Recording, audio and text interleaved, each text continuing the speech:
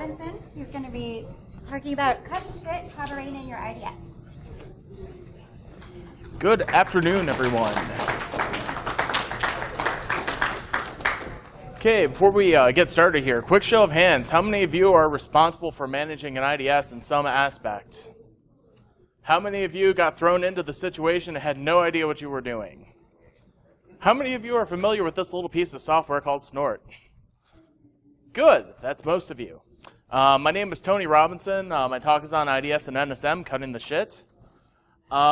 This is a little bit of a who am I. I'm going to kind of go over it briefly for the interest of saving time. Y'all can come in, get to know me a little bit afterwards after the talk or something. But I'm a senior security analyst for Exelon, big SCADAs, ICS, all that good stuff. And here's some of my contact information. I can tell you more about like my past life and all that crap later. So this is the reason why I am here today. Full disclosure, I used to work for SourceFire, and I have seen some shit. I have seen everything from people who turn on every single signature and then complain when their production networks go down, to people who have deployed something as a knee-jerk reaction and put it in line, and again, their production network goes down, to we're logging all this stuff to our SIM, but it's providing no value because the analysts are going nuts because there's too much data. If you name it, I've probably seen it. So the goals of the talk here, just briefly, is we're going to go over things to reduce noise and get more valuable data out of your IDS. Why and how you would want to do this. Doing data correlation. You know, a lot of people say that correlation with IDS is a very difficult thing to pull off properly. You know, getting extra tools in place that will help you say definitively, you, user over here, we're at this site, I can prove that you've gotten infected, and I'm going to nuke your laptop, have a nice day. Then a couple of little toys and projects that I've been working on, a couple of open source things that I've released, you know, just InfoSec toys. So we're going to start with less noise and more signal, you know. A common complaint that I get all the time when I was doing professional services work and technical support is that the IDS is a noise box. We have too many false positives. Holy crap, this thing's CPU is at like 90%. What's going on here?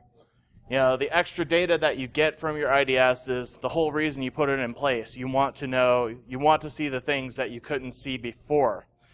Sometimes, though, it can be incredibly obnoxious when you're having those false positives, or even in the case when you have true positives and you're literally getting an alert every 5 seconds. Jesus Christ, I know it's infected. Hold on.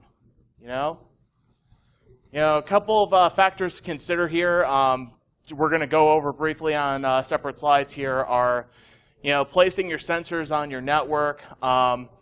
Variables to configure in your snort.conf or in Suricata, the YAML configuration file that they use.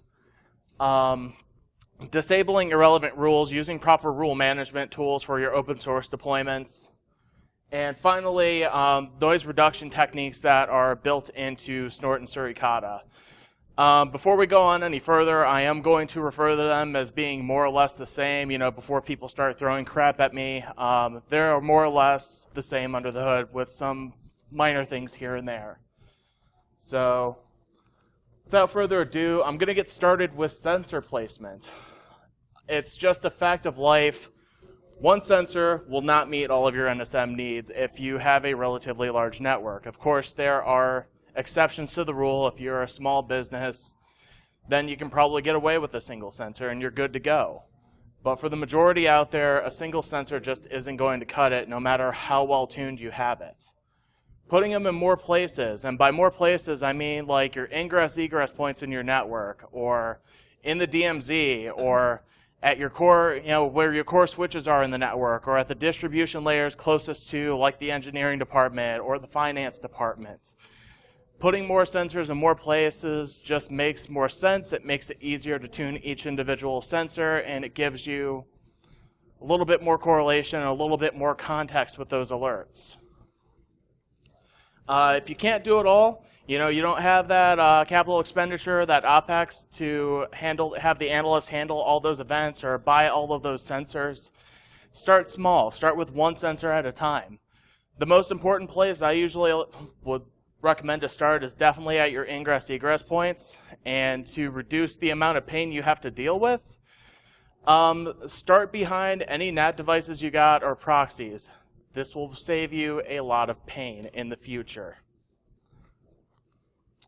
This is just a diagram that I threw together, and it's a mess of arrows going all over the freaking place, but the general idea is that each of these little boxes right here, the IDS and IPSs, those are different areas of the network, and they're looking at traffic, and they have context into different users or different servers that your applications or your systems are going to. Again, more being better, and again, I'm being a realist here, you might not be able to cover all that in the beginning. Just build your deployment and scale it as you go. So, having covered placement, we're going to go briefly into IP variables and port variables. These are in the snort.conf file that pretty much is the brains behind Snort. Tells it how to function, tells it what IP addresses are what ports go where. I saw a lot of hands go up. You all should know what this is. So starting with port variables, these are like TCP and UDP port numbers that a rule should apply to. They can take port ranges, a comma separate a list of ports, or even substitute the value of another port variable. IP variables work pretty much the same as port variables, except you're looking at IP addresses. They take CIDR notation, comma separate a list of IP addresses, and again, you can substitute the value of one IP variable and put it inside of another. Just a small note here, some people miss is that the preprocessors in Snort and Suricata, they have their own settings and their own IP address configurations. Just a little aside, I've seen that missed a couple of times, and that sprouts false positives all over the place. This is just a diagram that kind of shows you what the snort.conf file looks like for port and IP variables. That text is way too small, and I apologize, but you see IPvar up here of HomeNet. Any is a special keyword with Snort saying any IP address can be a home network address. Generally speaking, that's one of the first things that you want to change, is defining that HomeNet variable to a CIDR block that you want to protect, and usually setting external net to either any or bang HomeNet, which is in Snort speak, that's not HomeNet. And then down here, we define, this is how you would define port variables, and here's a good example with the HTTP port variables. These are ports where you would expect to see a web server, or where Snort should expect to see web servers, and some of those web-related rules should be applied. And again, you can refer to other IP variables, you can refer to other port variables within another variable. It's pretty straightforward. You can also define your own variables. That's perfectly fine, and Snort will let you do that just as well. So why are we doing all this? What's the importance of this? Why should you care about setting these? A lot of Snort rules rely on those variables accurately reflecting your network, accurately reflecting where you're deploying that sensor. And if they're not given any attention or love, if you just go in with a straight HomeNet any, external net any, you're going to have a very bad time. It's going to be a lot of fun to clean up. So if nothing else, the first thing to focus on would be getting proper IP address ranges for your HomeNet and your external net values. Generally speaking, if you don't have that documented, a couple of places that I've had tremendous luck is talking to your sysadmins and getting DHCP scopes. If you can get those exported and just in a little CSV file, that's really awesome. It helps set up your home networks. It helps you to actually learn what networks certain applications are running on, and you get the bonus later for Frag 3 and Stream 5 preprocessors. You get to know what operating systems and what applications are on what subnetworks, and it helps to configure those preprocessors and make them more accurate just as well. So another area to look for your port variables would be what firewall rules do you have in place on your network currently? What is your firewall allowing? What is it disallowing? And if there are any port variables in your snort configuration file that are relevant to that, just reflecting what your firewall profile, what your firewall rules look like. If you're still lost, at a minimum, like I set up here, you want to start focusing with your home net and external net variables. Just start with your generic RFC 1918 address ranges. Your 192.168.0.0, that's /16, your 172.16, and your 10 dot network. And just as you start getting events, or as you get that information from those other groups, or you start bribing your admins with beer, just fill that out. That's all there is to it. So we're going to move on to tuning the rule set here, and I'm going to make this ridiculously fast. Show of hands, how many of you here have not heard of pulled pork? Okay, well, just for you guys and just for our fine viewers on the internet, pulled pork is an open source project. It was made by J.J. Cummings at SourceFire, and it's a godsend for rule management. It downloads the latest rules. It automatically configures them. There are tons of settings that define what rules are enabled or disabled. It handles your local rules, and it slices and dices and purees. So if you aren't using it, definitely use it. So the next portion here, talking about those little internal features to do noise reduction. We're going to start here with a little bit of a brief anatomy of a snort rule because this is relevant to what I am going to talk about. So, as most of you know, there's two major sections of a snort rule. There's the header with IP addresses and ports, and then there's the body that defines what content matches you're actually looking for when you see a conversation with those IP addresses or on those individual port ranges. And here's like an example rule that I pulled up. It's for a logmein.com connection. And you can see up here there's the rule header where we're looking at a specific action to take, what protocol, TCP, UDP, ICMP, what IP address variables we want this rule to apply to, and port numbers that we want this rule to apply to, as well as what direction we want this to go in. And then the rule body defines what content matches we're doing or what unique things that we want to see in this connection before we trigger an alert. And that's kind of broken up down a little bit down here too. Your rule action, your protocols, your IP addresses, the directionality. It's all fairly straightforward. So we're going to start by talking about like those nice techniques to reduce noise. I'm going to start with pass rules. Pass rules are incredibly effective. Essentially, all you're doing with a pass rule is you're modifying the header of a snort rule ever so slightly to where it only is effective with a few IP addresses or a couple of ports. All you're doing is mainly just messing with the header and copying and pasting. And this basically allows you to squelch out noise for a particular set of IP addresses that you know are generating false positives for a single rule, while allowing that rule to still be active for the rest of your network. And this next page here gives an example. Again, this is our logmein.com rule. It's the same rule that was on the last page. We're looking at traffic from external net on port 443 coming into our home network with logmein.com in the stream. And then all we're doing down here is we're changing alert to pass. We're changing this to a single IP address that we don't want this to apply to, and maybe adding a note here from the message to let us know what this pass rule was for. And then down here giving it a different snort signature ID number and a revision number for us to track that.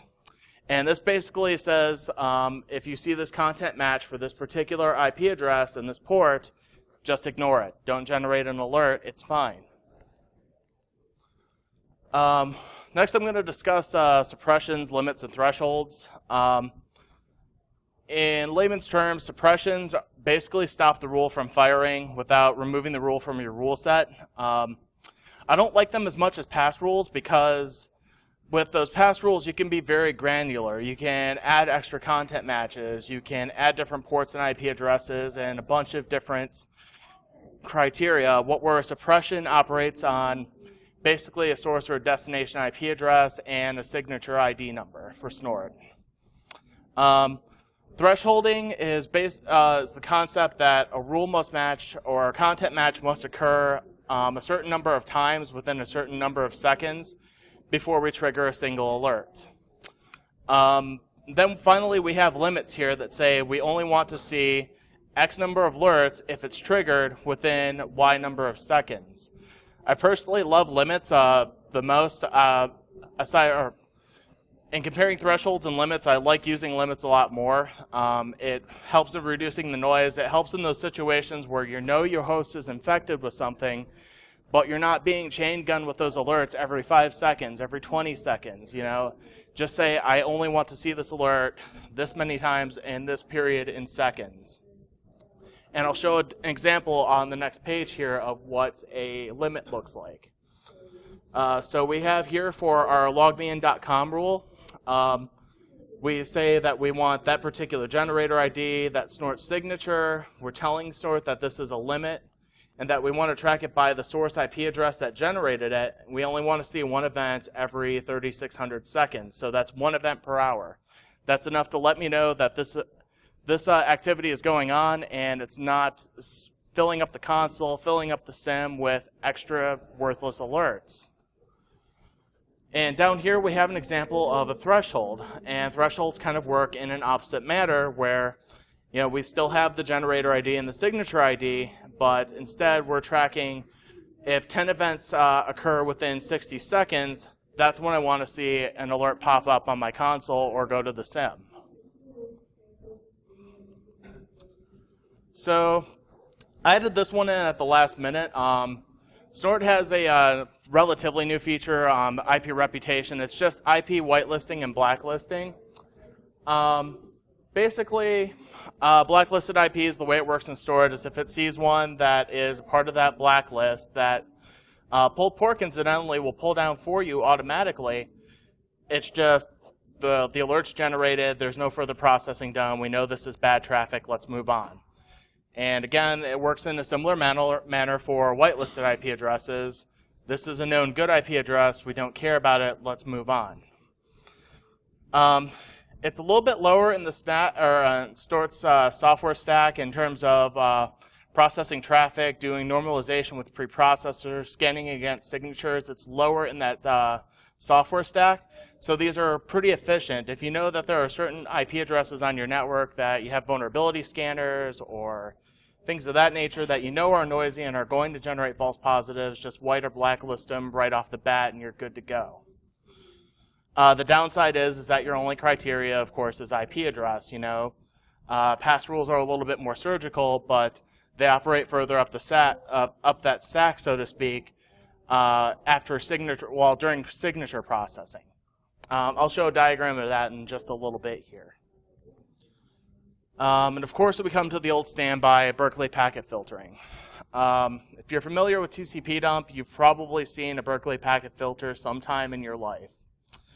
I got a link in here on my slide deck that has been absolutely awesome in teaching Berkeley packet filters for Snort. I'll be releasing this slide deck after the talk. It's absolutely awesome. Basically what this allows you to do is when Snort is doing traffic acquisition and just picking up that traffic off the wire, the Berkeley packet filter allows you to just ignore it straight out as soon as the traffic comes in. It's even more efficient than those whitelist rules or the IP reputation preprocessor in that aspect. But I'm going to give an example here of a simple BPF. Right up here near the top, that is not, and all this in parentheses here is not TCP protocol and port 443 and host 192.168.1.2. And that just translates into I don't care about TCP traffic where this host IP address is a source or a destination for that traffic on port 443. The pros being is that if you're really good with Berkeley packet filtering, they can be even more surgical than past rules are. The downside is that Berkeley packet filtering is black magic, and I am a firm believer in that. It's very easy to paint very broad strokes, like this Berkeley packet filter I have up here. This is going to ignore all HTTPS traffic going to my box. And in some cases, that might be something that you want to do. In most cases, probably not. And that's just a basic example. So I said that I had a diagram up here that kind of explains Snort's software stack a little bit and where these noise reduction techniques kind of fit in. And here we have, your data on the wire. This is the data that's coming from your tab or your span port. And then the first thing Snort's doing is acquiring that data, acquiring that network traffic. This is where your BPFs are going to take place as a noise reduction technique. Then you come up here to your traffic normalization, your FRAG3, your Stream 5 preprocessors, the application layer preprocessors. IP reputation is in this area. Generally speaking, the lower in the stack it is, the faster Snort can make a determination whether or not this is good or bad or something that you care about. So the lower you can do this, or the lower you can use your noise reduction techniques, the faster it's going to make it and the more efficient your IDS is going to be. Oh, 5 minutes. So basically to recap, there's all sorts of sensor placement options you have, IP and port variables to define, rule management tools, options for noise reduction that are built into Snort. And that's more or less this for that section. I'm going to briefly skim over correlation because I have a ton of crap to go over yet. I'm sorry. So I'm going to go over a couple of tools that we use in our enterprise, HTTP Pry, Passive DNS, Argus, and last but not least, of course, Bro. Pry is basically open source HTTP header parsing. This tool pairs really well with malware CNC, blacklist user agent, and URI, and exploit kit rules from the Snort rule set. And it basically allows you to record HTTP headers on the wire as long as you give it a network feed. And this next page is just kind of a brief example. This is my web client requesting Twitter. You can see my user agent, the IP address, what time it happened, all the options that are in the HTTP headers, and what response I got back from the server. Passive DNS works almost just like HTTP Pry. You give it a passive traffic feed, and any DNS queries it sees across the wire, it's going to log them. Good for malware hunting, good for looking at your CNC domains and IP addresses, but recursive DNS makes this sort of a pain in the ass to use in very large enterprise environments because oftentimes you're not going to get that source IP address. You're going to get your Active Directory server that's querying your primary domain name server or something of that nature. Here's an example. You can see queries that for me doing an apt-get install on one of my systems and me going to Twitter and posting something. And then finally we have Argus and NTOP, which are metadata for traffic. Those are your initiator and responders, source and destination IP addresses, what protocols and ports, how many bytes were transferred, and information of that nature in the session. This isn't full packet capture, this is just metadata about that session that occurred. And here's a screen cap. I mean, I know it's really tiny, but you can see that there's ICMP traffic here, that there's TCP traffic, that there's ARP here, just the metadata, how many bytes, how many total packets, who initiated the connection, and things of that nature. And then basically all I want to really say about Bro is that it does all of that by default. It does the HTTP header parsing, it does passive DNS, it does a little bit of flow monitoring, and it also does, it can log services, it can log software it's seen on the network, it can do connection summaries, and all of this is without knowing the Bro scripting language. This is just compiling it and pointing at a traffic feed. I generated this data in a single evening. Just to recap again, these are tools that will help make making sense of your IDS events a little bit easier. If you get an HTTP alert for a known exploit kit signature, you can go through your HTTP pry logs and correlate that as an example. You can correlate the DNS hits, things of that nature. It makes making sense of your IDS logs that much easier. And in this final section here, I'm just going to go over a couple of little neat open source projects that I've been working on in my spare time.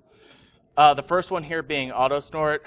The long story short, this is a program this is a set of scripts that I developed that will take you from a base operating system out of the list here install all your prerequisites for Snort, install a nice web front end, MySQL, get everything up and running to get you a standalone sensor as soon as possible.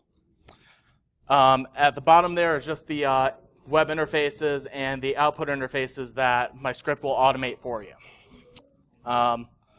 This is just a screen cap as an example. It's very Metasploit-like. It'll give you an example of what's going on here.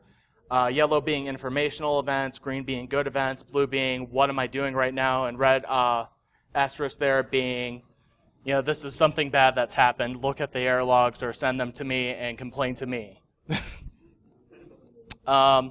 Unlimited is just a really simple Python script that I threw together for generating thresholds and limits for Snort to include in your Snort configuration files.